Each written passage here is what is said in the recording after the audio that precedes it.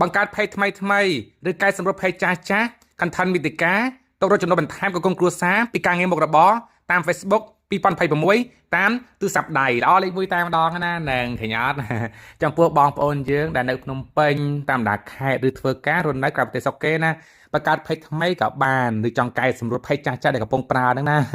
ឲ្យឡោះស្តង់ដារក៏បានដែរតែគូធ្វើជូនបានណា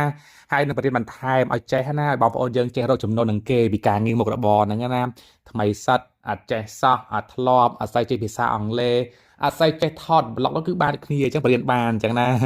ចង់មកធ្វើនៅទីតាំងក៏បានដែរបារីពេញហុតបឹងស្ងប់ពេញច្បារ7ហ្នឹងក៏បានតបតឬទី2បើសិនជា level នៅឆ្ងាយមកបានហ្នឹងបានដូចគ្នាអញ្ចឹងអេតាម Telegram ក៏បាន page ក៏បានដែរគ្រូណា